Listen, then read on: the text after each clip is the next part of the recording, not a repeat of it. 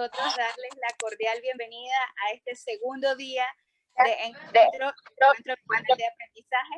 Mi nombre es Kareli Barahona y en ese momento tengo el placer de moderar el panel, hoy con una dinámica diferente con nuestros queridos invitados abordando el tema de matemáticas. Vamos a dar inicio formal al evento. Licenciada Dina Colindres, directora ejecutiva de Infracnovi, por favor, si nos ayuda con las palabras de bienvenida a la tercera jornada, segundo día del encuentro.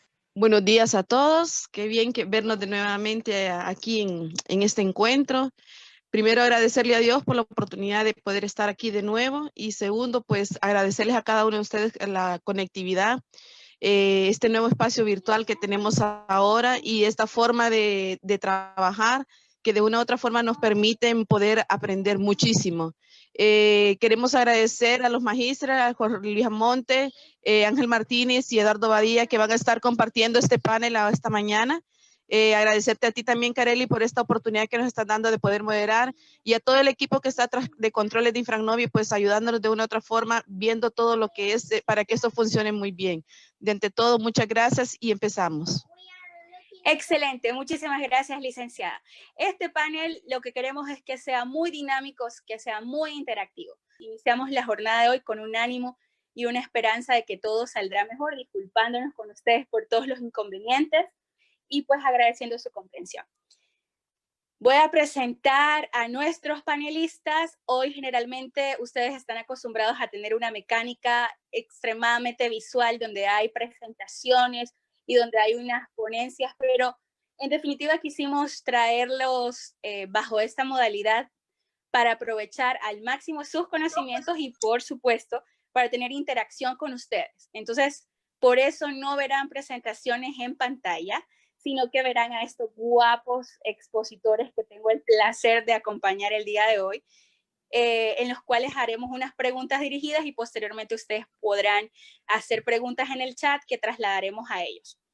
Ellos son unas excelentes personas con una calidad humana extraordinaria y sobre todo profesionales cualificados en el tema de matemáticas. Vamos a comenzar a presentar al licenciado Eduardo Badilla de Costa Rica, una persona con mucha trayectoria en el área de matemáticas, especializado también en recursos tecnológicos para el área de matemáticas, catedrático de la Universidad Estatal a Distancia en Costa Rica, ha apoyado mucho a la ONCE en la nueva invención del código Braille, el código matemático Braille, que va a salir próximamente. Pues es miembro de muchas organizaciones en el apoyo y el abordaje de la matemática, asesora a docentes de educación media en todo Costa Rica para pues abordar la temática de matemáticas. Licenciado, buenos días. Hola, buenos días, es que tenía desactivado el micrófono. ¿Cómo están? De verdad, muchísimo gusto estar con ustedes y compartir el espacio. Espero que las respuestas que vamos a dar a algunas preguntas sean satisfactorias y que esto no sea una cuestión de solamente las preguntas, sino que igual luego dejen el contacto de uno para que puedan consultar lo que bien venga y que ustedes necesiten. Excelente, muchísimas gracias. Continuamos con una persona que nos ha venido apoyando desde siempre en estos procesos, que ama Infracnovi y por eso dice que él es capaz de desvelarse hasta las 2, 3 de la mañana viendo los webinars de nosotros. Jorge Luis Almonte, máster en tecnología educativa con una amplia experiencia en discapacidad visual, director del Centro de Recursos Olga Estrella en República Dominicana, una persona también que combina su experiencia con la oportunidad grandiosa de tener una discapacidad visual y que por supuesto nos permite acompañarnos el día de hoy. Buenos días, licenciado.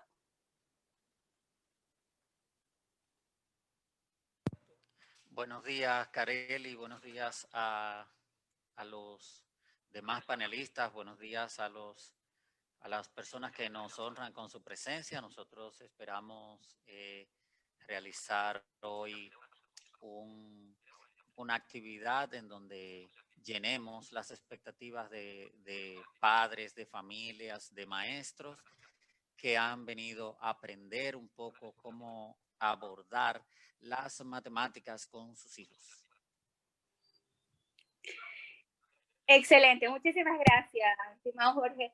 Y el licenciado y máster Ángel Martínez, también de República Dominicana, muchos buenos comentarios de su apoyo, más de 25 años de experiencia en abordaje a jóvenes y niños con discapacidad visual, con una amplia experiencia en el área de matemáticas también, un súper amplio recorrido profesional, catedrático también de la universidad, y con una calidad humana para poder apoyar a la población con discapacidad visual. Buenos días, bienvenido.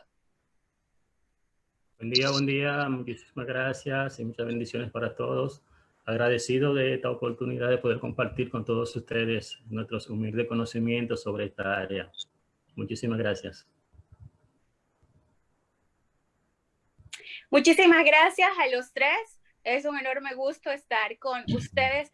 Sí les voy a pedir que hagamos el panel un poco interactivo y bueno, nos relajemos un poco. Y a los asistentes también recuerden que pueden hacer sus preguntas vía chat anteponiendo la palabra pregunta. Estamos vía Facebook también para la gente que no se pudo inscribir. Algunos aspectos generales del panel. Hay unas preguntas generadoras al inicio, las cuales van a ser dirigidas a dos de los expositores y que ellos van a poder contestar según sus conocimientos. Posteriormente, ellos tienen un máximo de 4 minutos para sus intervenciones con la precisión y la ejemplificación práctica, si es posible, de pues, lo que se les consulta. Y posteriormente vamos a tener una etapa de preguntas y respuestas del público por todas aquellas personas que quieren saber cómo enseñarle matemáticas a una persona con discapacidad visual. Comenzamos. Sin duda, el tema de las matemáticas es definitivamente uno de los aspectos elementales que queremos conocer en esta modalidad virtual. Y definitivamente tenemos que empezar, como diría un buen amigo, por el principio. Me gustaría que el licenciado Eduardo nos comentara a grosso modo cuáles han sido sus experiencias más significativas, que seguro tendrá muchas, en este tema del aprendizaje y el abordaje de las matemáticas. De toda su amplia experiencia, ¿qué es lo que más le ha impactado tal vez la intervención con un chico o con un aprendizaje en específico? Cuéntenos. Bueno, hola, ¿cómo están? Cuando escucho la pregunta, hago análisis sobre cuál ha sido la experiencia más significativa y creo que para mí todas han sido significativas. Sí, sin embargo, quiero contarles algo rápidamente. Yo tengo alrededor de 18 años de trabajar para el Centro Nacional de Educación Helen Keller, Costa Rica, y fui el primer profesor de matemáticas que llegó a la institución, ¿verdad? Porque era una situación en la que era una institución que atendía personas con discapacidad visual a nivel de secundaria, pero solo tenía profesionales en el área de, en ese momento se llamaba educación especial. Entonces, había una directora que era como muy visionaria y ella dijo, bueno, voy a traer profesores formados propiamente en una especialidad como matemáticas para que ellos puedan atender a los profesores de colegio, ¿no? Porque el trabajo que hace la gente de educación especial es buenísimo, pero no puede compararse, digamos, como consultarle a otro profesor de matemática cómo se puede abordar ciertos contenidos. Bueno, la experiencia más significativa la voy a contar en ese momento que me ocurrió cuando no tenía tanto conocimiento, digamos, en braille, no tenía conocimiento en recursos tiflotecnológicos. O sea, era como algo para mí complicado. De hecho, les comento que en mi mente no existía que una persona ciega pudiese aprender matemáticas, ni pudiese trabajar cuestiones geométricas, ese tipo de situaciones. Y entonces, en ese momento tuve un estudiante que se llamaba Henry, que, bueno, creo que es lo más significativo en ese momento porque a pesar de que yo no sabía absolutamente nada, ni de braille, no sabía nada de cómo atender a una persona ciega, fue una persona que me motivó mucho porque era una persona que disfrutaba muchísimo las matemáticas. O sea, era muy divertido verlo a él sentirse feliz cuando podía resolver alguna situación. Y creo que verlo hoy, ya estamos hablando de hace 17, 18 años, verlo hoy que ya es una persona profesional, o sea, que es independiente, que es una persona que es productiva para el país, y que estudió su carrera después de que pues fuera mi experimento inicialmente, porque era un experimento, sí. Entonces, de ahí fue donde empecé a tomarle mucho amor a lo que era el braille. Les comento que rápidamente les comento la siguiente. En un principio yo pensé que todo estaba en los libros, ¿no? Que cómo enseñar a una persona a aprender matemáticas, a una persona ciega. Y busqué y me di cuenta que no existía. O sea, que tenía que ser yo el que tenía que hacerlo. O sea, y bajo el contexto que en ese momento tenía. Entonces, creo que esa fue la experiencia más significativa. Tengo muchas experiencias significativas, pero digamos, recuerdo mucho a Henry porque fue una persona que inicialmente... Seguro que cuando usted comentaba eso, se me también venía a la mente ese estudiante con el que uno de entrada tiene que experimentar, ¿no? Y tiene que ayudarle y ese estudiante le sirve a uno de reto. Lógicamente todos los estudiantes para nosotros son un reto definitivamente, pero hay unos que marcan y esos de los inicios son fantásticos. Licenciado Ángel, cuéntenos experiencias significativas después de 25 años de abordar esta temática. Bueno, sería como un poquito difícil uno poder marcar, ¿verdad?, cuáles son esas experiencias más significativas. Resulta que yo, en sentido general, en mi país, la inclusión de estudiantes con discapacidad visual en las escuelas públicas era un problema, un desafío para cuando nos tocó hace 20 y tantos años iniciarnos en esto, porque los maestros no se sentían preparados, obviamente, los directores de distrito, directores regionales, teníamos que pelear para que nos aceptaran a los estudiantes con discapacidad en las escuelas. Entonces, ¿en qué nos basamos? En ver eso como un reto, pero no un reto nuestro, sino involucrar al estudiante, decirle, mire, yo estoy haciendo esto por ti, no me haga quedar mal. Entonces, ¿qué logramos con eso? Lograr que ese estudiante se motivara, que le demostrara a esa persona que de una u otra manera los rechazaba, no querían, entendían que no era posible que ellos aprendieran. Entonces, romper con ese esquema. Eso fue algo quizá lo más significativo para mí. En el área de la matemática, yo creo que lo más importante es, yo he intentado y he tenido mucho tropiezo en eso, en que se rompa ese esquema que tienen los maestros de matemática de ver algo como idealizado. O sea, no ver el sentido práctico de la matemática. Creerse como creen, hay muchísimos que creen que las matemáticas la creó alguien por ahí, un vago, un grupo de viejos barbuces, dicen algunos, de manera de broma, y no pensar que las matemáticas, todo lo que conocemos de matemática ha surgido buscando solución a situaciones reales. No es un invento de nadie, sino, bueno, tenemos que bueno, ¿cómo hacemos esto? Entonces, yo creo que en el momento en que uno empiece, y los maestros de matemática empiecen a ver la matemática de esa manera y no centrarse en un algoritmo, un procedimiento, unas reglas, no verlo de manera práctica, ver que todo es matemática y que desde que, bueno, dicen que el niño, bueno, creo que hay una pregunta, no voy a gastar, creo que hay una pregunta que tiene que ver con esto. Entonces, una de las dedicaciones mías es, por ejemplo, cuando tú llegas, que te encuentras en alguna situación y tú agarras, por ejemplo, yo hace poco llego a un centro y encuentro a un niño. Le digo, oye, dime, ¿qué está pasando de quinto grado? ¿Qué estamos trabajando? Me dice, estamos trabajando división.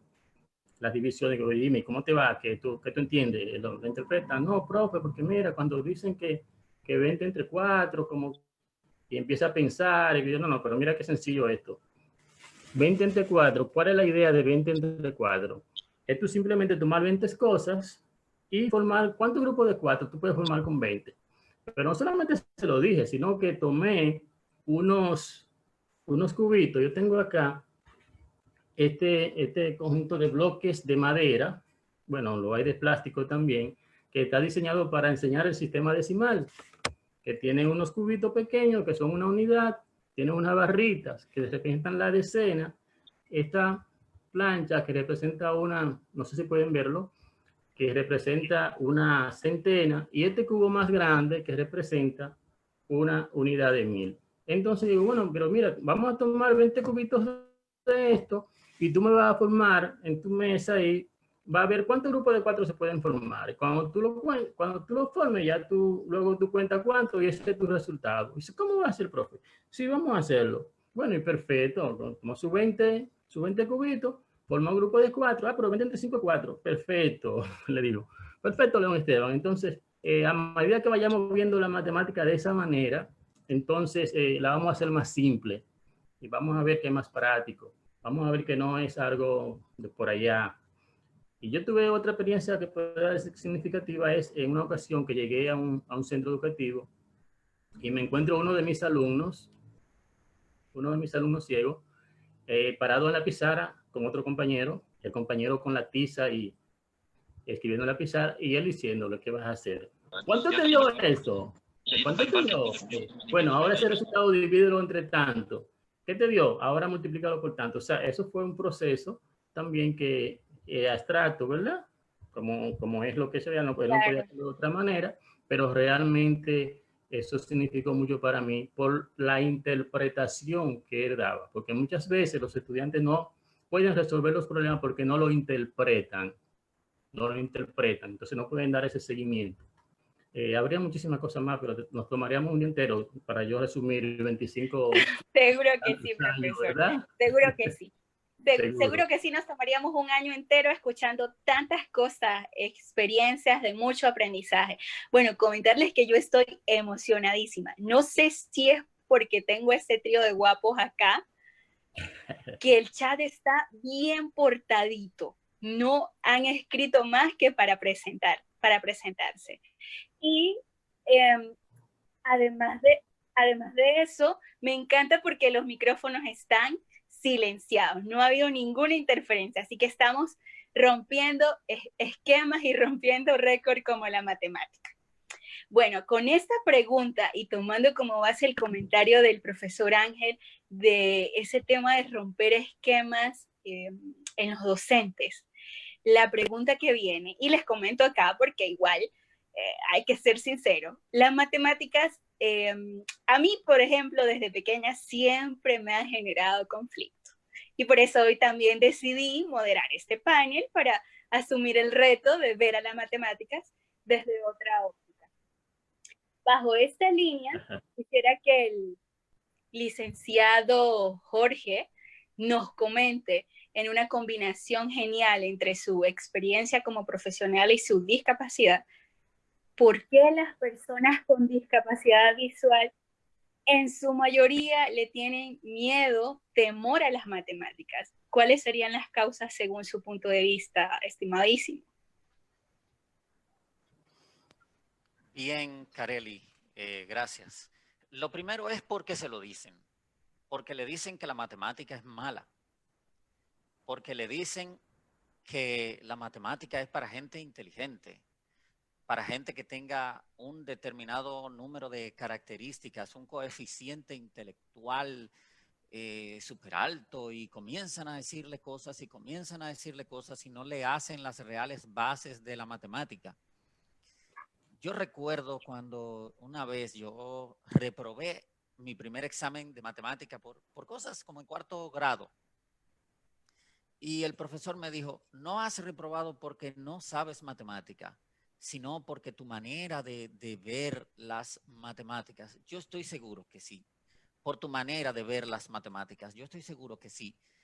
Si yo te aplicara este examen hoy día, el mismo que yo te di en esta oportunidad, el mismo que vimos la semana pasada, a ti, tú me lo vas a hacer y me lo vas a hacer bien porque yo sé todo lo que has dado. Yo quiero que sepas que has reprobado no porque no sabes matemática, sino por el abordaje que has hecho. Y esto me sirvió para toda la vida. Y de paso puedo decir que fue uno de los profesores que me marcó, que yo siempre recordé, recordaré con gusto, con aprecio, porque era una persona que además de amar las matemáticas, cada día se empeñaba en hacerme ver que esto era simple, que era un ejercicio de lógica. Y cuando estaba perdido en un ejercicio de matemática, lo primero que me decía, ¿sabes por qué estás perdido?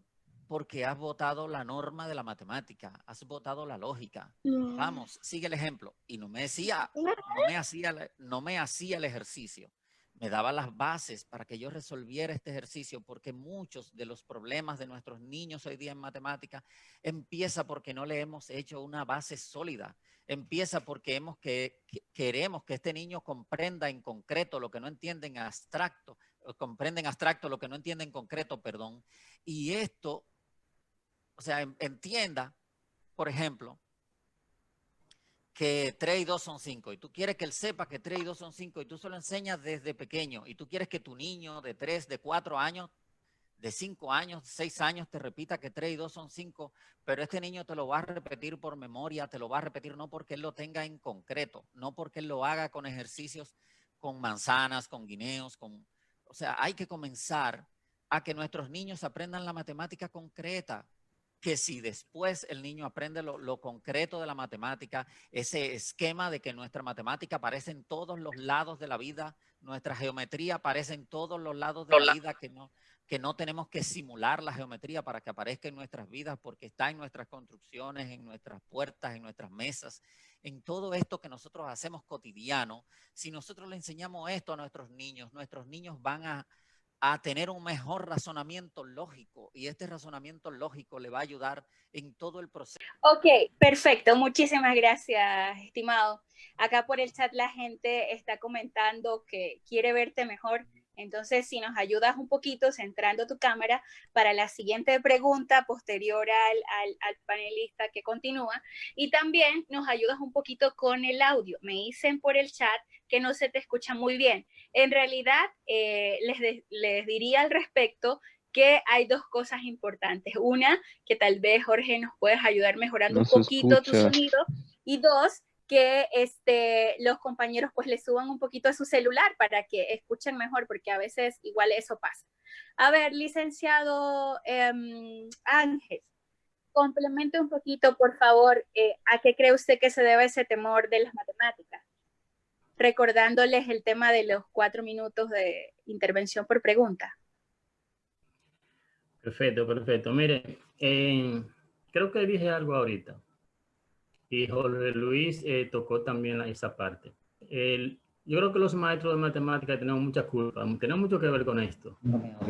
El pensar, el inculcar ese temor por la matemática a nuestros estudiantes. Lo primero es, y es algo que debemos superar los maestros de matemática, es no creernos que sabemos mucho, ¿verdad?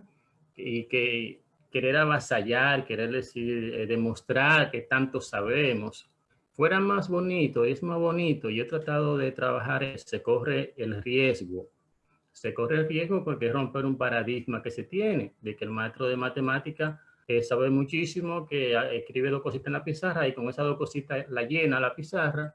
Tratar de demostrar que sabe, que es inteligente, que avasallar a sus alumnos. Esa es la visión de los maestros de matemáticas.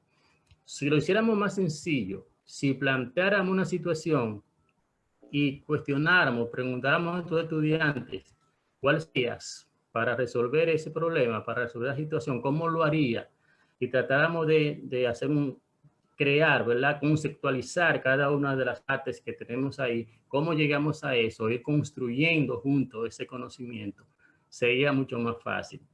Tratar de que se vea de la manera más sencilla posible. Eso debería ser lo que debemos tomar en cuenta. Pero hacemos lo contrario. Como decía Jorge Luis, no, esto es para inteligentes, muchísimas historias de maestros de matemáticas que de una vez, desde que llegan, le plantan el temor al estudiante. En lugar de ponerlo más suave, más fácil, hay cosas que son un tanto abstractas, y que se nos hace un poco difícil a veces demostrarlo, llevarlo a la práctica. Pero tomamos en cuenta que desde que nacemos estamos trabajando matemática, estamos haciendo matemática. Así que por ahí eso sería una parte, un gran paso. Si los maestros de matemática empiezan a ver las cosas más simples, a no meter el miedo que le meten a los estudiantes. Entonces, ¿qué ocurre cuando tenemos ese temor? Que el estudiante solamente se preocupa por aprobar esa asignatura, muchas veces por copiar al maestro para salir de eso y no usar razonamiento lógico, que es lo que nos lleva de una cosa a la otra. Eso, básicamente, si resolvemos esa parte, estaremos resolviendo una gran parte del proceso en la enseñanza de la matemática. Estaremos tumbando ese temor que se tiene. Retomando el tema de que usted decía que desde que nacemos, profesor, nacemos queremos desde que nacemos aprender matemáticas, o se debería. Sabemos que la experiencia más grande del profesor o licenciado Eduardo es en la parte de secundaria, pero por esa misma razón, porque hay muchas personas que en secundaria tienen una mala base de matemáticas, yo quisiera preguntarle al licenciado Eduardo que nos cuente cuáles son esas competencias previas que según su perspectiva tendría que tener un niño o niña para iniciar el proceso en matemáticas. Y además de esas competencias, ¿a qué edad usted considera que los niños y niñas deberían iniciar formalmente con el proceso de aprendizaje de las matemáticas? Profesor. Bien, muchísimas gracias. Bueno, si a mí me dicen de cuándo se inicia en las matemáticas, yo digo desde que nace, ¿no? Las matemáticas son una constante cotidiana que se va aprendiendo, ¿no? Se va aprendiendo a través de que va creciendo, bueno, desde que nace, desde que tiene sus primeros movimientos. Yo trabajo más que todo a nivel de secundaria y a nivel universitario, entonces obviamente las matemáticas, digamos, son un poco, tal vez, que tienen una estructura más compleja que las matemáticas que se pueden más que todo tocar. Hay que entender esto. Una vez un estudiante me decía que tal vez él no podía hacer matemáticas porque no veía, y yo le comentaba, es que las matemáticas es un sentimiento muy abstracto en algunos momentos. Hay matemáticas que cuando usted es pequeño son como más, digo yo, se pueden tocar, pero a ciertos niveles, a nivel universitario o a nivel de secundaria, hay matemáticas que son abstractas, son de pensamiento. Y precisamente eso es lo que busca la matemática, o sea, generar un pensamiento muy abstracto. O sea, no es necesario que usted tenga que ver para poder hacer ciertas matemáticas. Con respecto a las competencias, para mí, o sea, para mi criterio, adelantándome un poco, existen muchas tecnologías, la gente habla de tecnologías, de que la computadora, que si no existe X recurso no puede aprender matemáticas. Y para mí eso es mentira, porque igual una persona que no tiene la discapacidad visual, aprende matemáticas simplemente con un lápiz y un cuaderno, ¿no? Una persona ciega requiere la competencia más importante y es una alfabetización, o sea, el dominio del sistema de lectoescritura braille como tal en principio, y luego de esto aprender lo que son los códigos matemáticos, digamos, para nuestra lengua castellana, que son súper importantes. O sea, es la herramienta importante.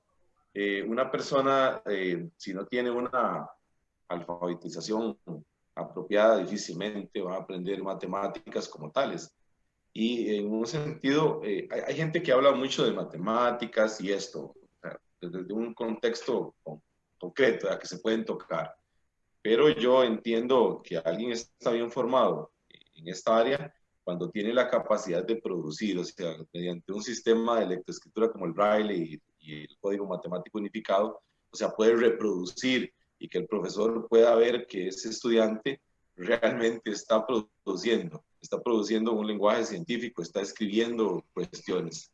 Y bueno, lo que decía, para mí la competencia más importante es una alfabetización apropiada. O sea, el sistema de lectoescritura braille es lo más importante. Pueden existir tecnologías, pero nunca pueden suplantar una buena formación en lo que es el leer y escribir braille de forma apropiada, y de esta manera ya uno entonces con este conocimiento del estudiante alfabetizado, entonces uno puede empezar a meterle, a insertarlo, digamos, en lo que es ya un lenguaje matemático, ya puede escribir símbolos matemáticos, y bueno, para mí eso es lo más importante, esa es la competencia más importante que tiene que tener, una buena alfabetización. Porque igual, entonces para mí ocupo que tenga el braille necesario para poder hacer todas las matemáticas, igual que una persona, digamos, sin discapacidad necesita escribir y leer para poder aprender matemáticas. Perfecto. Entonces, según su perspectiva, es importantísimo el braille en este proceso y debe ser vital para que la persona con discapacidad aborde las matemáticas. Entonces, significaría que el niño tiene primero que conocer las competencias necesarias o tener fortalecidas sus competencias en braille. Profesor Almonte, compleméntenos por favor, ya que usted también tiene la experiencia de trabajar con niños un poco más pequeños, y pues cómo usted haría sinergia entre lo que nos comenta el profesor Eduardo y lo que necesitarían entonces las personas con discapacidad para el tema de las matemáticas, tomando en cuenta la parte de braille. Mira, realmente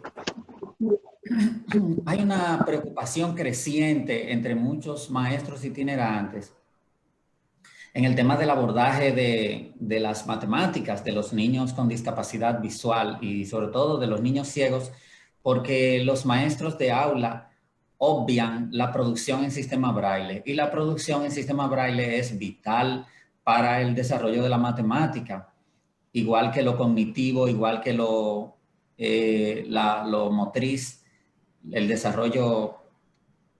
En este proceso de desarrollo, el aprendizaje el buen dominio del sistema braille le va a ayudar, porque en el sistema braille usted va a encontrar toda la simbología, todo lo que usted necesita para realizar sus operaciones fundamentales y las que no son tan fundamentales en matemáticas, como trabaja Badilla en la universidad. Estos procesos van a marcar mucho en que una persona, sus destrezas en sistema braille van a incidir mucho en que una persona tenga un abordaje correcto de las matemáticas, y el braille se hace vital en este desarrollo. Y es que ahora estoy en el proceso de coordinación de uno de los ejes del Centro de Recursos Olga Estrella, pero antes que esto fui maestro itinerante. Y cuando yo le veía a un maestro, iba a visitar un niño con una baja producción en matemáticas o en idiomas, una baja producción en sistema braille, en matemáticas o en idiomas, siempre le solía preguntar, ¿y eso pasa con sus niños que tienen visión? No, pero imagínese, profesor, es que el niño que tiene visión escribe, y este también escribe, señor. Sí, pero que usted tiene que saber que yo no lo puedo ver. Eso no importa. Ese material que está haciendo ese niño le va a servir. ¿Cómo usted me va a decir que ese niño va a estudiar? ¿Cómo va a...? Primero pensemos en para qué nos sirve lo que nosotros escribimos. Bueno, y tiene entre muchísimas otras cosas que esto que nosotros hacemos nos pueda ser útil para el mañana, para poderlo volver a ver, para poder regresar a ese momento y estar ahí con ese docente, adquiriendo el conocimiento que ese docente nos quiso transmitir y que por H o por R no pudimos copiar. Entonces trasládese a ese momento de ese niño que usted quiere que le aprenda una ecuación algebraica de segundo grado, pero que el niño solo tiene la parte teórica. La parte teórica le va a ayudar en el proceso, pero si con esa parte teórica, si esa parte teórica no se complementa con un proceso práctico en sistema braille también, el niño no va a avanzar igual que sus pares. Y tal vez digamos que por la producción en sistema braille y por ciertas cosas, usted haga algunas concesiones como docente con el niño, que si usted puso 20 ejercicios, usted le dice, no, vamos para que me haga 10, para que me haga 12, vamos hasta donde puedas. Yo tenía un profesor en matemática que decía siempre que al estudiante ciego, y por él pasaron un profesor de aula de matemática, que decía siempre que al estudiante ciego hay que pedirle y pedirle hasta que dé lo que va a dar, y ya luego sabemos. Y siempre decía, no, hay que pedirle hasta que bote humo, y cuando usted lo vea botando humo, le echa agua y le dice, no, ya hasta aquí. Pero hay que tratar de exigirle al niño con discapacidad visual, porque esa complacencia que vemos en nuestras aulas afecta al desarrollo de un niño que la sociedad no lo va a medir con la vara con la que usted lo está midiendo. Y además, ese niño no va a lograr adquirir las mismas competencias porque en todo el mundo la escritura en las personas normovisuales y en aquellas personas que tienen alguna discapacidad ejerce un poder importante en el desarrollo de las destrezas finales, de esas habilidades que nosotros queremos, que nosotros decimos desde nuestras aulas que preparamos a nuestros niños para la vida. Entonces, en esa parte, lo escrito guarda una importancia capital y en el niño ciego es fundamental que usted como docente o como padre se preocupe porque el niño tenga esas competencias. Yo recuerdo que para cerrar en el tema de mis 4 minutos, yo recuerdo que mis mejores estudiantes fueron estudiantes de buenas publicaciones, o sea, estudiantes de buenas producciones en braille. Esos son los estudiantes que hoy están dando la talla en la universidad. Esos son los estudiantes que hoy salen a la calle y consiguen una plaza de trabajo. Y recuerdo también, para cerrar, que los padres que se involucraron en estos procesos, que las familias que se involucraron en estos procesos, fueron aquellas familias que produjeron niños que hoy están rindiendo frutos a la sociedad. Gracias, Jorge. La gente está muy, muy emocionada, dice, de escucharte por ahí y de verte, algunas y algunos. Igual que también a nuestros estimadísimos compañeros de panel, el licenciado Eduardo, que por ahí nos está apoyando también en contestar algunas preguntas en el chat. Y bueno, ahora vamos a preguntarle al profesor Ángel, de una manera muy sencilla y práctica, coméntenos. Sabemos que es bien difícil dominar en su totalidad las matemáticas, pero ¿puede una persona con discapacidad visual llegar a dominar, por decirle, digamos, el 90% de los contenidos matemáticos, al igual que podría hacerlo una persona sin discapacidad, tomando en consideración que también hay personas sin discapacidad que no les gusta la matemática y que no pueden nivelarse? Pero la pregunta va más en el sentido de que mucha gente no cree que una persona con discapacidad pueda llegar a saber tanto de las matemáticas como una persona sin discapacidad. Cuéntenos, profesor. Bueno, muy interesante esa parte. Eso es un proceso y habrá que ver los diferentes aristas, ¿verdad? Lo primero es la motivación que tenga ese estudiante para eso, ¿verdad? Y segundo, o quizá lo contrario, ¿cuándo empezó ese estudiante a interesarse por la matemática o cuándo empezaron a trabajar en matemáticas que deben trabajarse, ¿verdad? Sabemos que desde el nivel inicial debemos empezar con un desarrollo lógico-matemático para ir instruyendo, guiando al estudiante a que piense lógicamente. La matemática no es nada del otro mundo. Si usted empezó a pensar lógicamente, buscarle la lógica a cada cosa, no verlo, vuelvo a lo de ahorita, el problema es que la matemática las hemos centrado en una pizarra, un marcador, un cuaderno, un lápiz. Entonces, no es así. La matemática es razonamiento, es pensar lógicamente y una cosa es la que te lleva a la otra.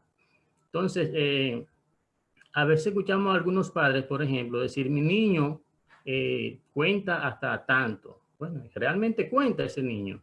O simplemente repite la serie numérica. Entonces, por ahí empieza el asunto. Si un niño tiene una formación desde el inicio, se inicia en el nivel inicial como debe ser, trabajándose todo ese desarrollo lógico-matemático, empezar las operaciones, ir complejizando cada cosa, pues yo no creo que tenga mucha dificultad en llegar a conocer, no digo yo que el 90%, quizás más de todos los contenidos que puede trabajarse en el bachillerato para para dejarlo hasta ahí. Pero tiene mucho que ver con eso, porque muchas veces, como dice el maestro ahorita, usted le dice a un estudiante, mire, algo ocurrió súbitamente. Y si el estudiante no sabe qué quiere decir súbitamente, entonces obviamente no va a poder razonar a partir de eso. O sea, tiene que tener además de conocimiento lógico, tiene que tener un lenguaje, ¿verdad? Tiene que estar alfabetizado. Y cuando hablamos de alfabetización, yo pensé que el maestro se iba a referir a eso ahorita. No esa alfabetización también en matemática. Cuando hablamos de un concepto matemático, saber de qué estamos hablando. Entonces, por ahí empieza. Yo creo que depende mucho de la motivación que tenga el estudiante y cuáles maestros, el enfoque, cada uno de sus maestros haya dado, contenido que haya trabajado. Pero lo principal es por dónde empezamos. Por dónde empezamos. En nuestro país dicen que los viejos no aprenden a hablar. Entonces, obviamente, si yo lo estoy hablando de cosas que yo me supongo que usted sabe, pero que no es así, que no lo sabe, se me va a hacer mucho más difícil que se logre ese mensaje, que nos entendamos, ¿verdad? Como si habláramos de, yo empezara a hablar aquí de braille y que nadie supiera qué es braille, entonces tendré que empezar de nuevo a decir a empezar de cero de qué es el braille para que cuando yo diga braille, pues todo el mundo sepa de qué estoy hablando. Entonces, yo no creo que haya mucha dificultad. Obviamente, y como usted lo decía en la introducción, no todo, ni aún lo mismo que trabajamos matemática, podemos decir que tenemos dominio pleno de todo lo que es matemática. Es así. Excelente su intervención, estimado.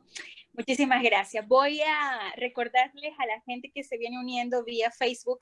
Este es un panel, es una forma diferente de abordar una temática que es muy generadora de debate por el tema de la complejidad y, por supuesto, por el tema contextual en Honduras. Muchas deficiencias en el área de matemáticas. Gracias a la gente que se viene incorporando a Facebook, gracias a la gente que está en el Zoom, están súper bien portaditos, me encanta eso, preguntas puntuales. Me encanta porque también me dejan revisar el chat de manera súper también accesible. Y también me encanta porque el profesor Eduardo pues ahí está interactuando, contestando las preguntas, algunas de las preguntas, para entonces en la etapa de preguntas y respuestas de ustedes ya tengamos avanzado. Ok, voy a retomar un comentario que inició el licenciado Eduardo y complementó Jorge. Y ambos decían, el braille es importante para iniciar el proceso matemático. Es como el ABC. La alfabetización del braille implica en cierta medida el progreso que se pueda dar en matemáticas. Entonces, bajo esta línea y tomando en consideración algunos comentarios del chat que dicen, entonces si una persona no aprende braille, ¿no puede aprender matemáticas? Eso preguntaban en el chat. Bajo esta modalidad, yo quiero que el licenciado Eduardo me comente que de su amplia experiencia, ya lo hemos visto también en otros seminarios y seguro que tendrá mucha información que darnos sobre ese tema. ¿Qué herramientas como hardware o software existen para poder apoyar la diversificación metodológica de enseñanza en matemáticas? Cuéntenos, profesor. Bien. Bueno, existen muchísimas herramientas. Para mí la herramienta fundamental para aprender matemáticas, ya te les voy a decir, es contar con una regleta, un punzón y una máquina Perkins. Eso es indispensable.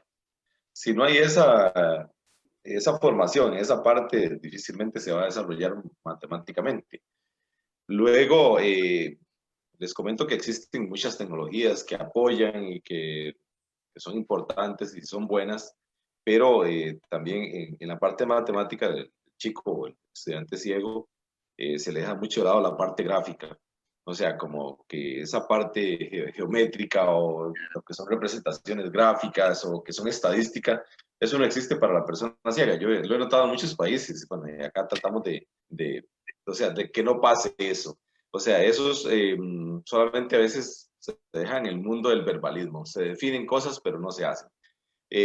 Bueno, hablando de software, obviamente para que sepan, existen muchos software con los cuales el estudiante pues, puede aprender matemáticas.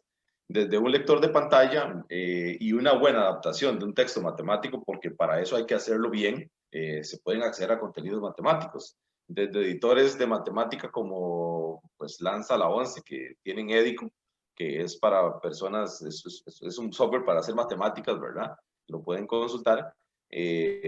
Para personas que pueden hacer matemáticas, pero que tienen una alfabetización en braille y en computación muy buena, ¿no? Pueden utilizarlo.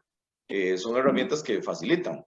Ahora bien, pensando desde el punzón y la regleta hasta ir por ejemplo, a producir materiales mediante un software que puedo transliterar de texto a Word, de texto a braille, y que yo puedo, por ejemplo, hacer gráficas táctiles, hay una gran diferencia. Entonces, a veces hay que entender qué queremos de ese estudiante. Muchas veces algunos tienen estudiantes en el nivel de primaria y, bueno, le enseñan ciertos conceptos de matemática, pero no todo. Yo soy una persona de que quien está en primaria, quien está en secundaria y quien está en la universidad tiene que recibir absolutamente todos los contenidos tales y como son. Entonces, bueno, si usted me habla a mí de eso, yo les comento que existen software que le permiten al docente que hace el material adaptado para el estudiante transliterar al braille. Y aparte de eso, entender que existe software que usted puede editar todo lo que son ecuaciones matemáticas, puede hacer todo ese tipo de situaciones. Y cuando se trata, por ejemplo, la parte de geometría, representaciones gráficas de funciones o estadística, existen software que se pueden hacer gráficas de manera táctil. O sea, que yo puedo graficar una función, puedo graficar no sé, en este caso, un gráfico de barras para estadística, y yo lo puedo imprimir, digamos, en una impresora. Entonces, es una importancia, ¿por qué? Porque entre más recursos tecnológicos se tenga, obviamente mayor es el avance del estudiante. O sea, se le puede dar productos o materiales más complejos para que él pueda avanzar mucho más y pueda tener una formación matemática mucho más elevada. A veces uno entiende que hay situaciones en ciertos lugares que no se puede hacer eso. Entonces, se hace lo que se tiene en ese momento. Pero si yo quiero tener un estudiante bien formado, yo quiero un ingeniero en informática, quiero un ingeniero en X rama, en ciencias exactas, entonces yo debo brindarle todas esas herramientas, o sea, todo ese software que usted dice, todo ese hardware, yo tengo que tener impresoras braille, tengo que tener software que me permitan hacer materiales mucho más elaborados y tengo que darle al estudiante esas herramientas para que él pueda pues avanzar. Yo entiendo a veces que o sea, yo no me quedo solo materiales concretos, hay gente que hace solo materiales como concretos y todo, digo yo, pero realmente ese estudiante está recibiendo la misma formación del currículo que reciben todos los estudiantes. Entonces uno se queda en ese sentido de que a veces se le da algo de matemáticas a la persona ciega, pero no se le da todo. Y darle todo, digamos, para que él pueda pues avanzar. El estudiante, la persona ciega ocupa tener su calculadora científica parlante para ser independiente, para hacer sus cosas. Y bueno, entonces, en ese sentido, pues, entre más, digamos, hardware o software yo tenga y le pueda facilitar al estudiante, pues mayor va a ser el nivel que alcance él, digamos, en la parte de matemáticas. Gracias, Eduardo. Licenciado Jorge, complementando un poco más la respuesta del estimado Eduardo, cuéntenos qué recursos tecnológicos usted conoce o recomienda para el abordaje de las matemáticas. Nos gustaría que nos hable más también de la parte contextual de lo que conoce de Honduras y lo que conoce de República Dominicana en relación a la adquisición de esos materiales tecnológicos o de esos recursos tecnológicos por la población con discapacidad visual. Bien, como bien señala Eduardo, bueno, antes de esto sí yo quiero decir que mi gran dificultad con los software en el tema de las personas con discapacidad, no quiero decir que no haya, que no sean útiles, sí lo son, sí tienen su parte que se puede ver, pero hay aspectos, ¿verdad?, que no se pueden disfrutar porque para muchos se necesita tener una línea braille para poder, una pantalla braille para poder visualizar algunos aspectos, digamos, de posición y de esas cosas, verlo de una manera más concreta, si se quiere. Pero sí que los software son un gran instrumento que pueden apoyar un poco y que han ayudado muchas, he visto muchas experiencias exitosas de chicos aquí en República Dominicana con el tema de EDICO, de poderle presentar ver cómo es visualmente, tener la idea de cómo es visualmente algo, algún proceso. Y sí, pero en el tema de la iniciación es importante, ¿verdad? Eduardo es más de la parte superior y en el tema de la iniciación es importante, como él dijo, que el niño cuente con esos instrumentos básicos, regleta, pauta, braille, máquina Perkin y ábaco, porque el sistema, porque las matemáticas tienen una parte operativa y el ábaco juega una parte fundamental en esta también, que puede representarse escrito y puede elaborarse también siguiendo el proceso lógico utilizando el ábaco. En esta parte, Carely, República Dominicana dota a través de los centros de recursos, del Centro de Recursos para la Discapacidad Visual Olga Estrella, a los niños de estos instrumentos, tanto para trabajar matemática, como para trabajar geometría, como para trabajar trigonometría. Una vez llegamos a reproducir en sistema braille la tabla logarítmica. Y en este sentido, ¿verdad? Cuando la crisis nos ha apaleado de algunos instrumentos en braille, algunos instrumentos especializados para la formación de niños ciegos en el área de matemáticas, nos hemos dado a la tarea de producir nuestros propios instrumentos. Por ejemplo, aquí tengo en la mano un ábaco que se ha hecho aquí, que es dominicano. Entonces, nosotros sabemos, está señalizado igual, tiene las mismas representaciones que los ábacos que vienen de España, que es quien más suple de estos instrumentos, y este ábaco es nuestro, es de fabricación nuestra. Y así hemos hecho muchísimos instrumentos, así como ayer veíamos en la conferencia que ustedes trabajan el tema con los atriles, pero aquí se encarga el Centro de Recursos, que es la disposición del Estado, que es quien tiene instrumentos vinculantes con otras instituciones internacionales como la ONCE. Volviendo al tema de geometría, también podemos encontrar regletas hechas que tienen la doble función, pueden ser utilizadas para personas que tienen una baja visión o que no tienen una dificultad visual, y también de este lado tiene la representación para personas ciegas. También hay cintas métricas, hay centímetros, hay centímetros hechos para personas con discapacidad visual. Fíjense que a diferencia de los centímetros convencionales, pues estos tienen una representación gráfica, un hoyito que va marcando la pauta. También hay por ahí, ¿qué te puedo decir? Cinta métrica. También tenemos cinta métrica que nos permite, cuando de medida se trata, pues, que nuestros niños ciegos, al momento de realizar sus deberes, tengan la misma oportunidad de errar y de acertar que tienen nuestros niños con visión, dentro del aula. Porque una de las grandes preocupaciones de los maestros son estos materiales.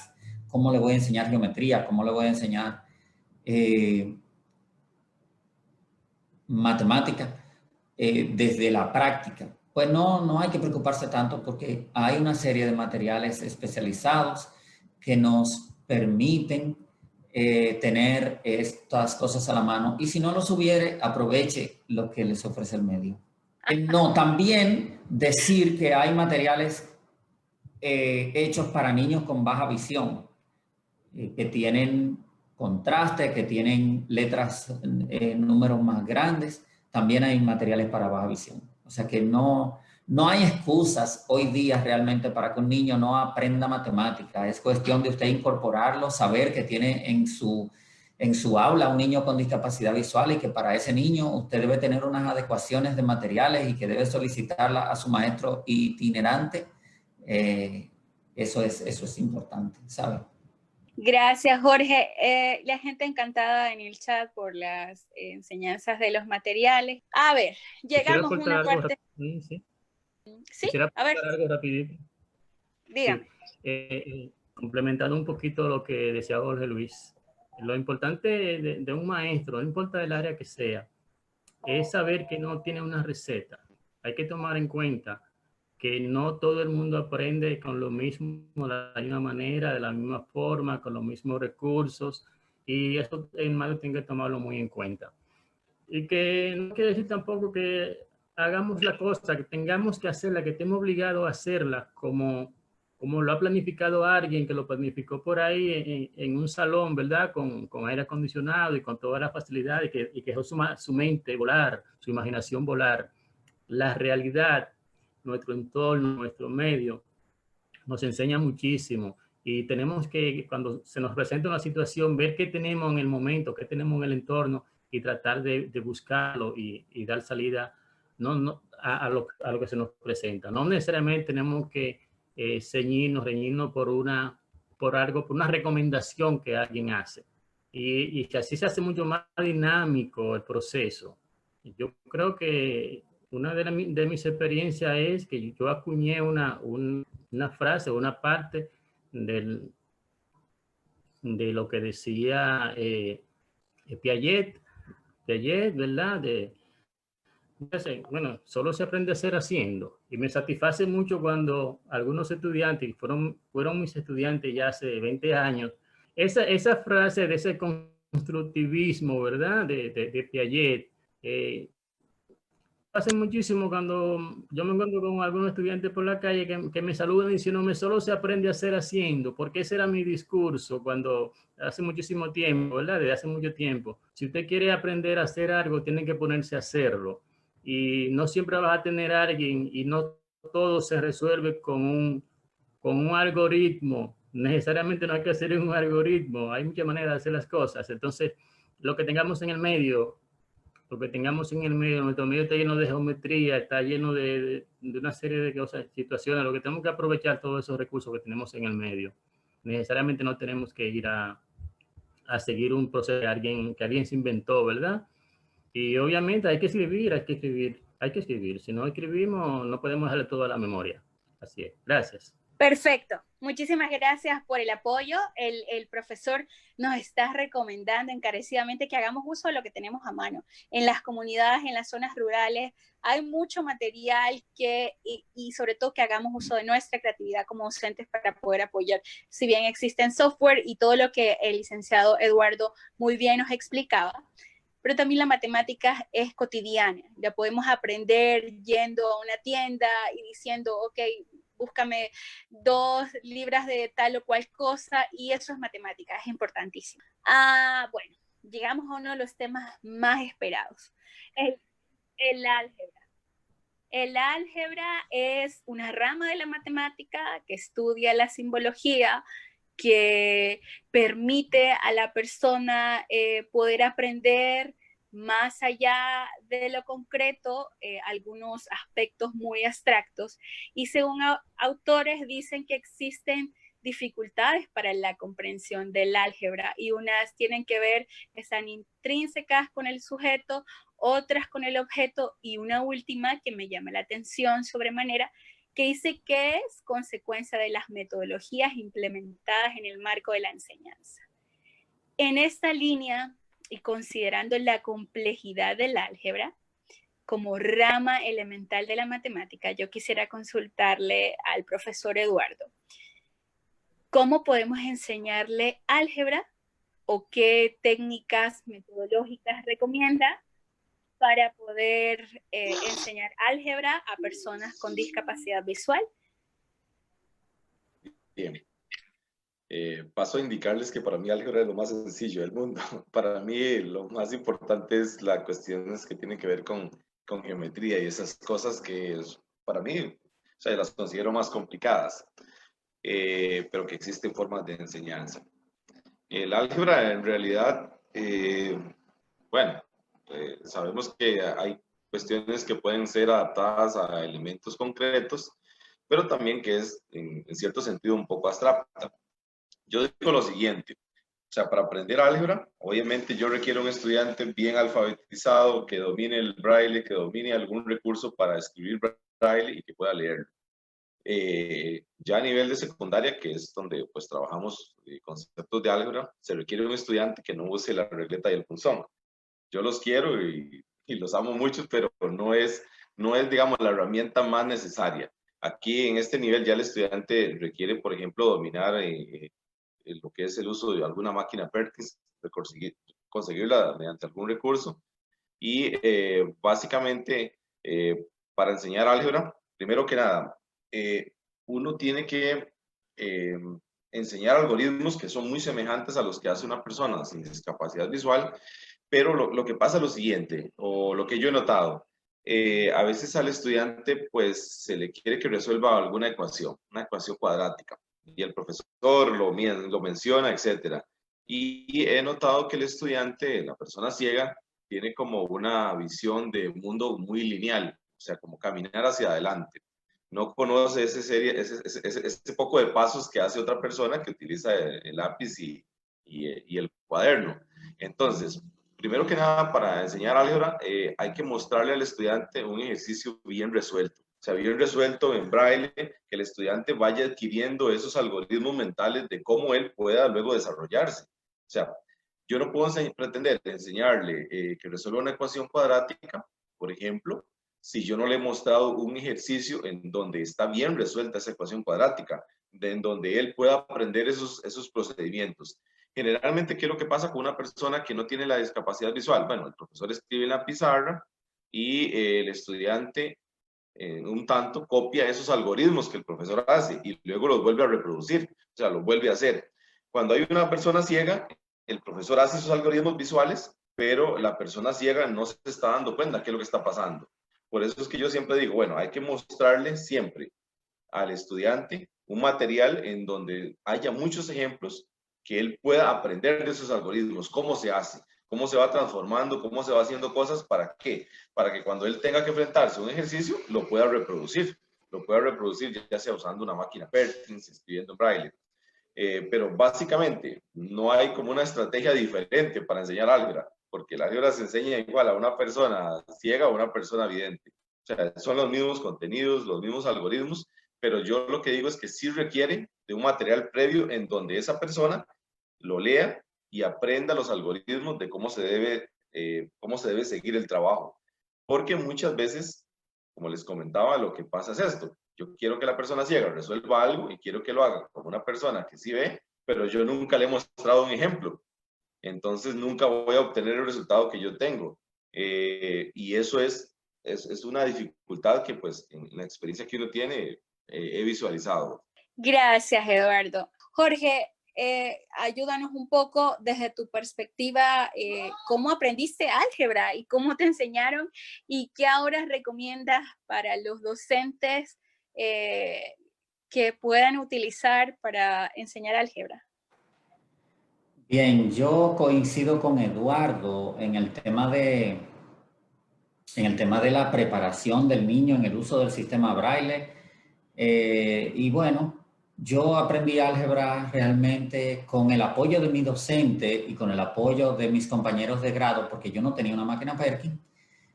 Así que yo escribía pizarra y escribía bastante rápido. Ya no sería capaz de escribir tan rápido en la pizarra el braille, pero sí en ese momento tenía esa habilidad. Y además, yo gocé de la fortuna de que mi mejor amiga del bachillerato sabía braille y me acompañó, digamos, los últimos 3 años en este proceso. Y ella sabía bastante braille. Ella se preocupó por aprender esas cosas de los puntitos, como decía ella. Y era hasta el asombro de la clase, porque los profesores a veces le decían, léeme esto. A veces hasta tomaban de mi material cuando yo no estaba y le decían, Cintia, vamos para que me lea esto. Y ella lo leía y ellos me lo llevaban a mí y coincidía. Y ellos no se creían eso porque ella, sin ver el alfabeto braille, ella podía leerlo porque ella sabía todo esto. Pero volviendo a tu pregunta, eso me ayudó bastante porque ella me daba la idea de esos pasos no lineales que de los que habló Eduardo. Eso era una fortuna realmente para mí, contar con esa compañerita, esa amiguita ejemplar que teníamos en el bachillerato, y ella transcribía no solo en álgebra, sino en francés, en inglés. Ella le gustaba. Lo importante es que para ella nunca fue una carga. Cuando otra persona le decía, no, yo le dicto, no, es que yo se lo hago, porque eso es más fácil si él lo ve hecho. Yo recuerdo cuando vimos una ecuación de segundo grado y ella decía, no, profe, yo se la voy a representar. Vamos a buscar los símbolos que yo necesito para representársela como va. Y entonces ahí, cuando tú la ves escrita, la ecuación de segundo grado, por ejemplo, tú sabes de dónde va cada elemento y te sirve cuando estás en un examen que el profesor te va a aplicar un ejercicio y tú debes responderlo oral. Yo tenía la ventaja que podía responderlo escrito porque tenía a profesores que asistían, maestros itinerantes que iban, y además tenía esa compañerita que los docentes tenían cierta confianza o que aplicaban buenas técnicas cambiando valores en las pruebas en relación a la que ella recibía, y ellos se daban cuenta que sí, que realmente se hacía, porque luego en la universidad yo coincidí con un profesor que me daba matemática otra vez, y él me decía, Jorge, yo cuánto lamento no tener esta chica aquí, porque yo recuerdo que ella me ayudaba bastante y yo solo en los exámenes de ustedes le cambiaba los valores. A tuyo le ponía uno y al de ella otro, y ya por esa parte yo sabía cómo iba el ejercicio, si el ejercicio iba bien o si iba mal, cuando no te administraba un ejercicio oral, cuando no había ese suficiente tiempo para administrar una prueba y tú presentabas prueba escrita. Lo escrito es fundamental. Eso es en la vida de un estudiante de la universidad. Y usted tiene, desde su entorno de docente, tratarlo como lo va a tratar la calle. La calle no va a tener compasión con ese niño ciego, con ese adulto ciego. La calle le va a exigir como me exigen a mí en mi labor, como te exigen a ti, Kareli, en la tuya. Entonces, al niño hay que enseñarle desde pequeño que la vida tiene sus exigencias y que con esas exigencias hay que cumplir. Sí hay que hacer adecuaciones, sí hay que hacer algunas observaciones en nuestro abordaje, en todo esto, pero con el tema de las exigencias con nuestros niños debemos ser igual que con los niños que no tienen discapacidad. Y yo observo, y lo veo en este año, por ejemplo, en un niño que tuvo grandes dificultades, y el profesor y el niño tuvo que buscar clases para recuperar el tiempo que él había perdido durante todo el año escolar, pero el niño pudo aprender matemática y me dijo, profesor, el año que viene yo voy más preparado para matemática, pero todo el mundo le dijo a ese maestro, no, usted hizo su trabajo, usted tiene que cobrar por su trabajo, o sea, y digo, no cobrar sueldo, sino cobrar, usted tiene que ver que lo que usted hizo surtió sus efectos porque nosotros queremos que usted sea un abanderado de la inclusión de los niños con discapacidad. Incluir un niño con discapacidad no es solo tenerlo en el aula, eso es cualquier cosa menos inclusión. La inclusión es otra cosa. Y usted, como queremos que sea un abanderado de la inclusión, usted tiene que saber que las personas con discapacidad tenemos que llevar las mismas cargas o casi las mismas cargas, con algunas excepciones, ¿verdad?, que llevan los niños con visión, pero que la complacencia no sea a ponerle una calificación, porque eso tarde o temprano la sociedad se lo va a cobrar y se lo va a cobrar caro, a ese niño, porque ese perfil que se estila en las escuelas, que se quiere de salida, ese niño ciego no lo va a tener y la sociedad no lo va a asumir como lo tiene que asumir, porque la sociedad está buscando el perfil. La sociedad está buscando las competencias que ese niño que la sociedad requiere, que requieren las empresas, que requiere el Estado, que requieren, y este niño ciego no las tiene, y por no tenerlas la sociedad no lo va a tener así como que sí, como que le va a dar un empleo, como que le va a dar la oportunidad para que haga su vida. No, así no es el juego. El juego va de otro modo, el juego va con una sociedad que exige, y si la sociedad exige, nuestra escuela tiene que exigir. Excelente, Jorge, gracias. Vamos casi que concluyendo ya con las preguntas generadoras para dar paso a la etapa de consultas del público. Ahora hablando un poquito sobre este tema, Dios mío, que tan complicado parece para muchos y tan sencillo para Eduardo. Geometría y trigonometría. Generalmente, cuando a mí me hablaban de seno, coseno, tangente, hipotenusa, ay, Dios mío, quisiéramos saber, estimadísimo Eduardo, cómo enseñar geometría para personas con discapacidad visual. Y bueno, posteriormente el profesor Ángel nos apoya con la parte de trigonometría, con la precisión que les caracteriza y recordándoles un poquito el tema de los 4 minutos. Continuamos. Estimadísimos, los micrófonos son suyos. Ilústrenos. Hola, bien. Bueno, para mí eso es muy sencillo en realidad. Es muy fácil de enseñar geometría. También tenemos que saber del nivel que se está hablando, porque tenemos aquí personas que atienden estudiantes de chicos, no sé, de 5, 6, 7, 8 años. En el caso mío, yo atiendo estudiantes que ya están en un nivel de secundaria, o sea, que ya tienen cierta formación en matemática. Entonces, ya trabajamos contenidos un poco, digamos, más elaborados y también pues trabajamos a nivel universitario. Yo les comento algo. La geometría pues está presente siempre desde que usted nace. Cualquier cuestión que usted toque ya es una figura geométrica, ¿no? Que tiene sus características propias. Pero yo quiero abordarme un poco más a lo que es el nivel de secundaria para que ustedes, no sé, conozcan o no sé si conocen. Es importante entender que muchas veces nosotros estamos como muy limitados a hacer materiales concretos. O sea, que yo tengo un estudiante y quiero enseñarle una forma geométrica de un triángulo, ¿no? Entonces, pues tengo un estudiante, utilizo nuestra parte artesanal y entonces utilizo materiales concretos y hago el triángulo, ¿no? Pero ¿qué pasa si yo tengo 50 estudiantes que tengo que hacerles el mismo triángulo, ¿no? Entonces, creo que me va a costar un poco, se me va a dificultar. Entonces, en el caso mío, en lo que trabajamos en Costa Rica, es como unas cuestiones de digitalizar todo esto. Tenemos, hay software, por ejemplo, hay un software que quiero que lo busquen, que se llama QuickTag, es de uso libre, es gratuito, se llama QuickTag, en donde el docente pues puede utilizar un programa para graficar cualquier figura geométrica. Y luego esta figura geométrica, pues si tiene la posibilidad, estamos hablando de la posibilidad de ser impresa en alguna impresora braille. Entonces, bueno, si yo quiero enseñar el concepto de un triángulo, ¿no? Muchos triángulos. Entonces simplemente en el software lo diseño, lo imprimo en relieve, en una impresora braille, y la ventaja es que pues si tengo 50 estudiantes, ya está digitalizado, y simplemente imprimo 50 triángulos y se los doy a cada uno de los estudiantes. O sea, no tengo que estar haciendo un material por cada uno. Cuando yo les digo esto, lo que quiero decir es lo siguiente. Muchas veces, bueno, yo no sé qué ocurre en cada uno de sus países, pero bueno, les cuento la particularidad de mi país, que el estudiante que está a nivel de secundaria o a nivel de primaria tiene que recibir exactamente los mismos contenidos que recibe el estudiante que no tiene la discapacidad visual.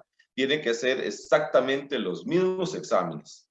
Tiene que graduarse de bachiller, pero tiene que hacer exactamente los mismos exámenes que hace una persona que no tiene la discapacidad visual. Yo he visto, digamos, que en otros países se enseña matemática, pero va muy lejos del programa de estudios que reciben los otros estudiantes regulares, digamos, que no tienen la discapacidad visual.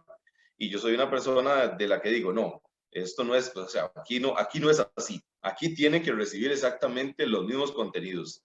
Y bueno, ya a nivel de secundaria, si un triángulo no se diseña o no se hace con materiales concretos, pues para un estudiante que no tiene la discapacidad visual, simplemente digamos que se dibuja. Entonces, para una persona ciega, simplemente se diseña un material a nivel digital, se le imprime, se le presenta en braille y ahí tiene su material. Tiene que estudiar exactamente los mismos contenidos. Entonces yo les comento, digamos, que en la parte de geometría se puede hacer mucho uso de material concreto a nivel de primaria, pero a nivel de secundaria usted tiene que salir de eso. O sea, a nivel de secundaria un estudiante cuando está hablando de trigonometría o está hablando de, no sé, teorema de Pitágoras, al muchacho no se le a la persona que no tiene la discapacidad visual no se le hace un triángulo con materiales concretos. ¿Qué es lo que se hace? Se le da un libro de texto, se le dibuja en la pizarra y eso es lo mismo que tiene que hacer un estudiante de ciego. O sea, pasar de la parte concreta, o sea, de dibujar ahí con materiales concretos y luego presentarle un material en braille bien diseñado en donde venga la figura geométrica ya en relieve. Entonces, básicamente usamos mucho software nosotros, en el caso de mi país, para poder diseñar, digamos, ese tipo de materiales en donde se puede imprimir cualquier figura geométrica que a ustedes se les ocurra y el estudiante tiene la capacidad ya de tocarla, o sea, de palparla y tener las mismas condiciones que tiene un estudiante que no tiene la discapacidad visual. Gracias, excelente intervención, muy acotada y nos deja la espina para seguir aprendiendo y seguir mejorando en este tema de geometría. Y ahora, profesor Ángel, coméntenos un poquito sobre trigonometría, triángulos, medidas y bueno, todo lo demás que según el origen griego lleva consigo la palabra trigonometría. Bueno, mira, en nuestro país no disponemos de tanta tecnología, ¿verdad? Como nos dice el compañero José Badilla, como vemos que se tiene, que él tiene, que él maneja, pero en trigonometría hay muchas cosas que son completamente abstractas, ¿verdad? Que a uno se le hace mucho más difícil hacerlo, pero sí podemos hacer un gráfico con lo que disponemos en el medio. Yo siempre pienso en eso, en que podemos ingeniárnoslas, ¿verdad? Y hacer algunas cosas para mostrarlo. Pero básicamente la trigonometría son reglas, son ecuaciones que hay que memorizarla, que hay que aprenderla para luego con algunos datos poder resolver algunas situaciones. Entonces, basado en eso, es fundamental que el estudiante tenga, que el maestro pueda preparar, si es posible, junto con el estudiante, ese material que él pueda visualizarlo de la manera que sea. Pero básicamente la trigonometría no es que es tan difícil hacerlo, no es que es tan difícil hacer trigonometría, porque son algoritmos, son leyes, son ecuaciones que hay que aplicarla para resolver una situación determinada. Entonces, si no disponemos de esa tecnología para preparar un material, un gráfico acabado así como se puede hacer con una impresora braille, con esa tecnología, pues sí hay una manera de uno podría ingeniársela para salir acá. Pero sobre todo, lo más importante es saber que son reglas, que son ecuaciones, que son principios, que hay que memorizarlo, que hay que dominarlo para que cuando a usted le hablen de un seno, de un coseno, usted tenga una idea de qué es eso, de cómo se determina y dominar esas reglas. Son reglas básicas, no es que nada del otro mundo. Lo que pasa es que como si no tenemos la base, si no empezamos a pensar lógicamente desde el nivel inicial, pues se nos hace mucho más difícil cuando llegamos a ese punto, ¿verdad? Y es lógico que hay que tener el dominio de, es una escala, ¿verdad? Usted va subiendo peldaño a peldaño y a medida que si usted trata de saltar un peldaño, pues ya sabemos lo que pasa. Entonces, básicamente eso es la trigonometría, ecuaciones, reglas,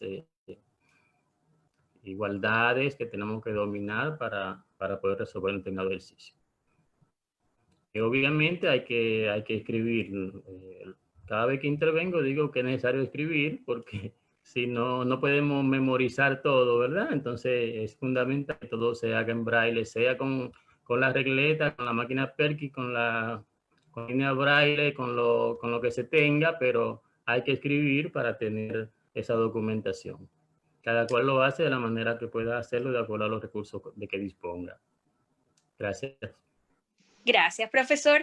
Para finalizar la etapa de preguntas dirigidas al licenciado Jorge, en vista de todo lo que nos han planteado en este proceso y pues lo que hablamos al inicio, el temor que tienen las personas con discapacidad, o tenemos, porque yo también lo tengo, lo reconozco, de las matemáticas, ¿qué recomendaciones usted daría a las personas con discapacidad visual que están en la universidad o que van a ingresar a la universidad para que puedan elegir también carreras matemáticas, que incluyan las matemáticas en su pensum? Generalmente hay personas con discapacidad que estudian psicología, que estudiamos derecho, que estudiamos carreras teóricas, muchas por vocación, pero algunas otras, en minoría, por miedo a una carrera que tenga que ver con matemáticas.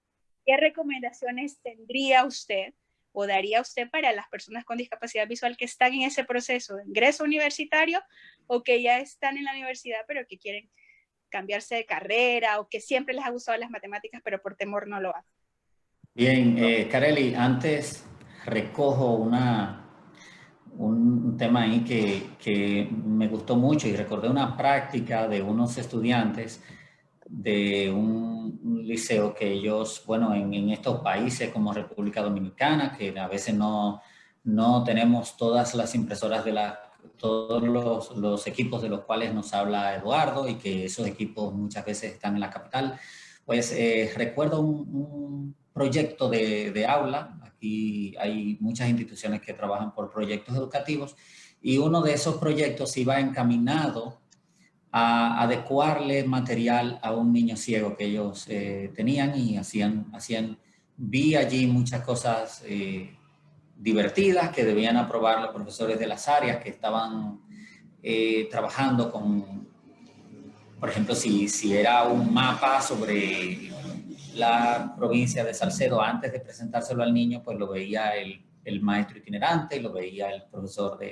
de Salcedo del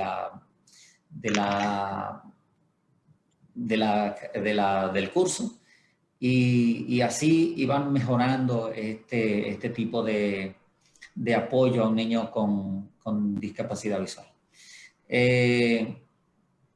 En cuanto a lo que tiene que ver con tu pregunta de los estudiantes que van a la universidad y que, digamos, no tuvieron una base sólida en este tema, yo les recomiendo que si tienen que ver matemáticas en este contexto de su carrera universitaria, primero, no le tengan miedo.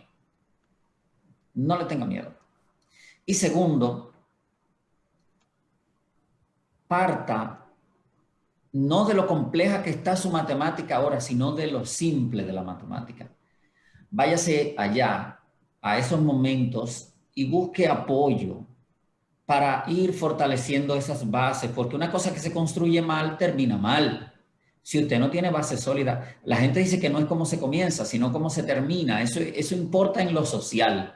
Eso importa en lo social, pero en matemática, el comienzo, la base que usted haga, es importante. Que usted comprenda el paso de lo concreto a lo abstracto, que usted comprenda todo este proceso matemático, toda esta lógica matemática, que usted la comprenda. Y si usted no la comprende, no le dé pena, vuelva a sus inicios, haga sus bases sólidas, que yo he visto mucha gente que le ha pasado eso y lo hace, y usted se va a dar cuenta que las matemáticas es una mala propaganda que se le ha hecho. Ellas son buenas, son interesantes, son entretenidas.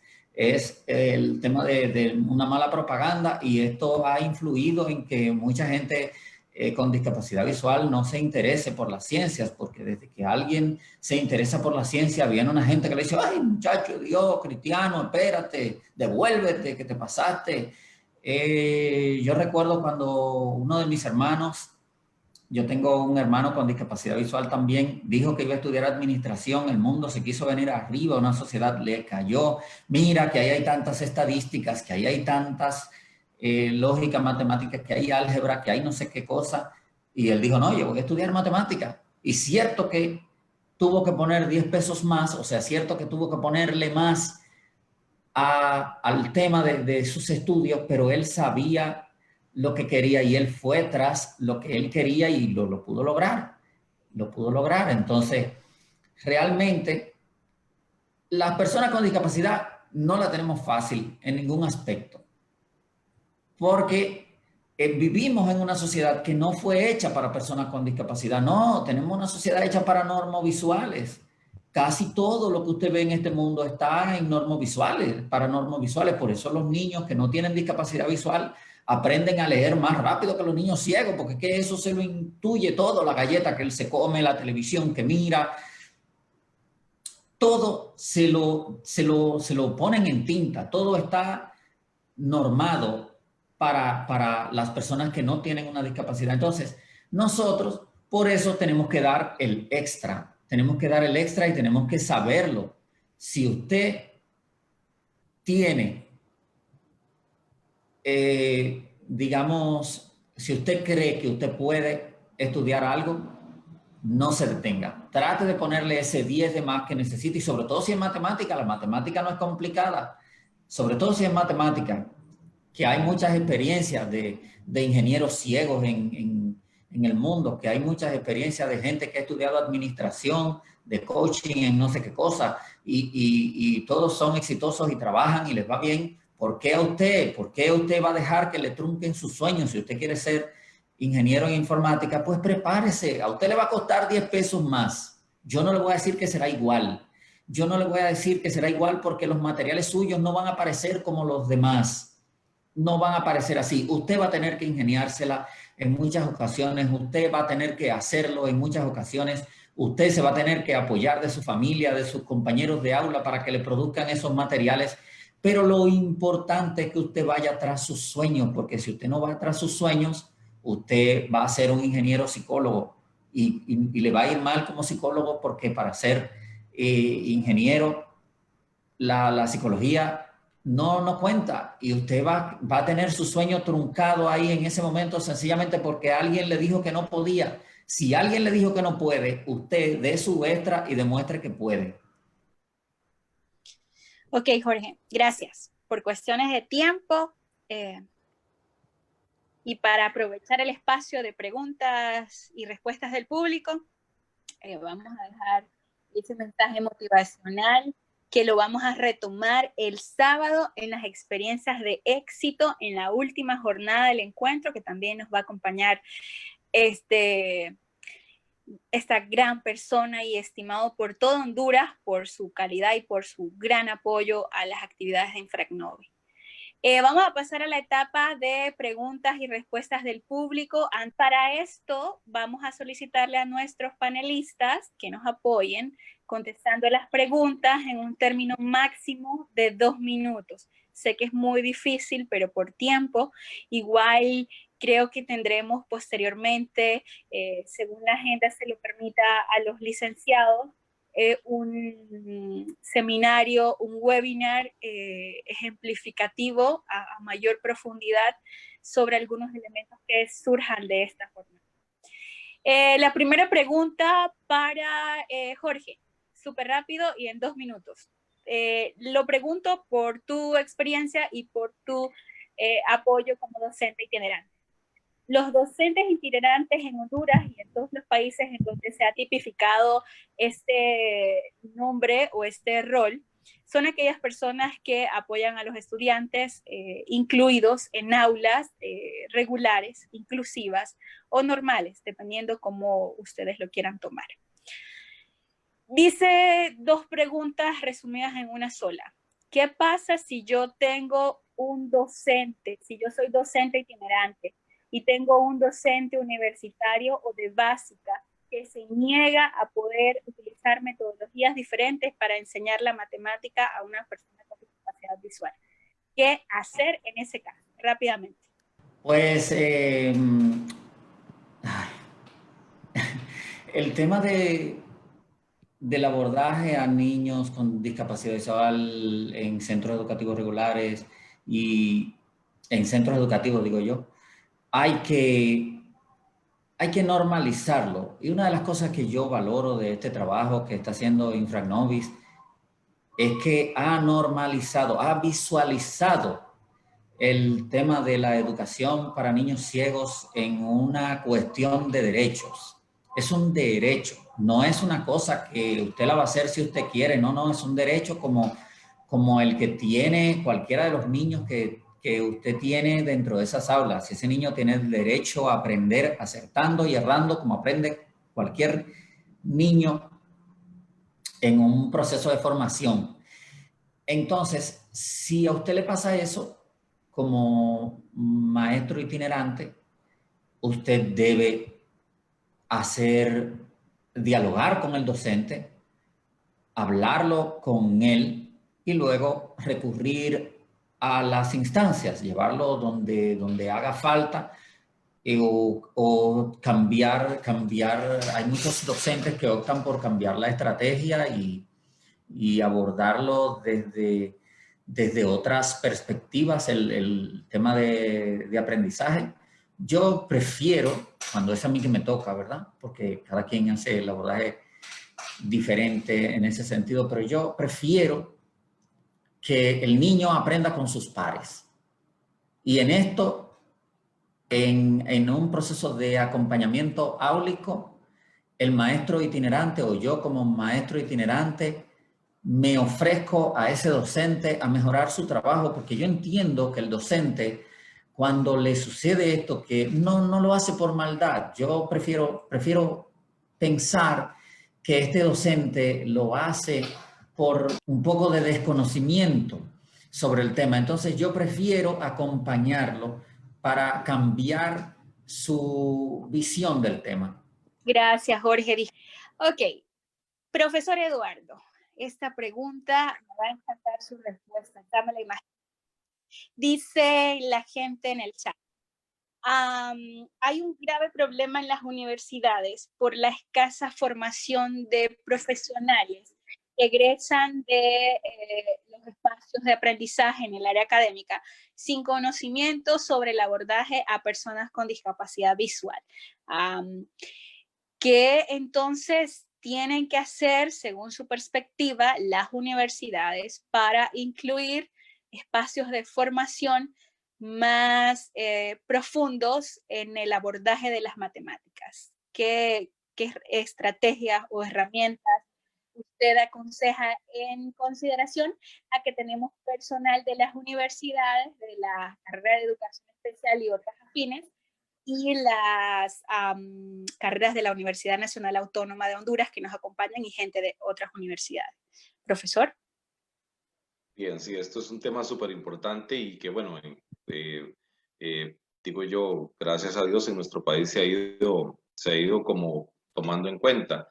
Muchas veces, bueno, para nadie eso es secreto, yo estudié matemáticas, pero nunca como que me formaron, me hicieron como una parte teórica de cómo yo voy a atender estudiantes, hablemos en general, sin discapacidad visual, pero como que nunca me ligaron con el quehacer o la labor académica que yo voy a hacer en el momento idóneo. Yo pienso que las universidades, pues a nivel general, dentro de los profesionales que tienen, dentro de las carreras y perfil de salida del estudiante de cierta carrera, tienen que enfocarse un poco más a actualizarse, ¿no? Actualizarse y ver qué es lo que está pasando. Por ejemplo, yo pretendería que todo profesor de matemática, al menos en su carrera, hay dos partes, la parte de matemática y la parte de educación, ¿no? Pero que en la parte de educación, esas universidades o cualquier universidad tome en cuenta todo este movimiento de lo que es la educación inclusiva. Y pues todo profesional que va a salir de esa universidad, al menos pues lleve un curso, no sé, de braille, algunas estrategias dentro de lo que se trabaja en adecuaciones, lleve su curso de braille, su curso de lenguaje de señas, entre otras cosas. Porque el docente de hoy se va a enfrentar siempre a muchas discapacidades. Ahorita estamos hablando de discapacidad visual, pero tenemos que hay otras discapacidades. Entonces, yo pienso que los formadores o los que hacen los currículos de las universidades deberían de orientarse un poco más, investigar un poco más de qué es lo que está sucediendo, de qué es lo que está pasando en la actualidad, de cómo se está dando la educación y que cursos de braille, cursos de lenguaje de señas, entre otras situaciones, ¿verdad? Para que este profesional llegue ya al campo y no pase, bueno, no sé si a ustedes les ha pasado, acá en Costa Rica lo que ocurre es mucho esto. Los docentes que tienen mucha edad ya, yo también tengo mucha edad, pero hay otros que son más grandes que uno, son personas como muy cerradas, o sea, muy cerradas en que se formaron de X manera en la universidad y inclusive no aceptan que una persona ciega pueda aprender matemáticas o que pueda estar dentro de su salón de clase. Obviamente esto se ha cambiado un poco acá en nuestras universidades y ya cuando tenemos personas graduadas de una edad de 23, 24 años, están muy anuentes a más bien aprender, ¿no? Para ellos es normal que un estudiante ciego esté en su aula, pero para una persona tal vez de 55, 60 años, no, o sea, no es importante o no lo ven así. Entonces, yo pienso que las universidades tienen que estudiar un poco más, a autoanalizarse de cuál es el perfil de salida de cada profesional que va a estar generando para que puedan hacer sus cambios dentro del currículo. Excelente. Muchísimas gracias. El llamado a las ¿Me permite un segundito nada más?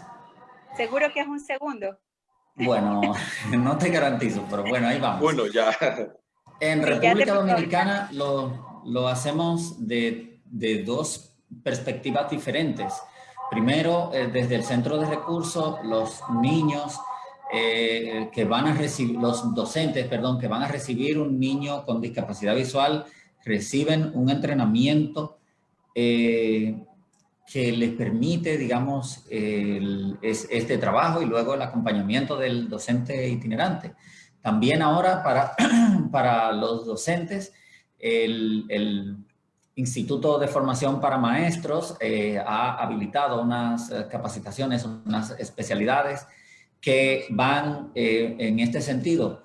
Y desde las universidades para los maestros de recién formación hay la materia de educación inclusiva en algunos pensum de algunas universidades del país.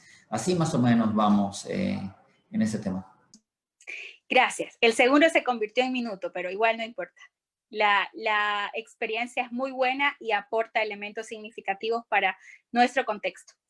Ya casi finalizando porque el tiempo se nos va y quiero terminar a la hora para que después no me estén regañando mis estimadísimos asistentes que nos acompañan. Una pregunta muy interesante para el profesor Ángel, así muy rápido, con precisión. Además de la discapacidad visual, hay niños que presentan ceguera y a la vez son personas sordas, lo que se conoce como sordoceguera. Entonces hay una consulta por acá que dice, ¿cómo enseñar a niños con sordoceguera las nociones prenuméricas, conceptos previos al número en niños con sordoceguera? Buenas. Bueno, mire, como te acaba de explicarlo, la sordoceguera constituye una sola discapacidad. Entonces, su abordaje es completamente diferente. O sea, porque no podemos, aunque hablamos de sordoceguera, persona sola, persona ciega, pero es una discapacidad única. Y el abordaje, en todo el sentido de la palabra, es completamente diferente a lo que sería para una persona que sea solamente sorda o para una persona que sea solamente ciega, porque es otra condición. Entonces, en nuestro centro de Orgue Estrella hay una unidad que trabaja con esos niños, pero esos niños no están generalmente en las escuelas ordinarias, sino que están en un centro de educación especial, que el abordaje es completamente diferente. No sé si en otros países lo tendrán ya incluido en las escuelas regulares, pero en nuestro país están en centros exclusivos, no en las escuelas regulares, por ser esta una condición, una discapacidad considerada única, la sordoceguera. Ok, muchísimas gracias, profe. Eduardo, ayúdanos con una última interrogante. Bueno, hay muchos, pero la verdad el tiempo nos apremia. Son muchas las personas que están en zonas urbanas y que tienen pues niños con discapacidad visual incluidos en sus aulas y preguntan qué hacer para enseñar matemáticas en zonas rurales donde hay muy poco acceso a recursos tecnológicos y recursos educativos como la máquina Perkin, la regleta y todo lo que usted ha mencionado. ¿Qué hacer en esos casos?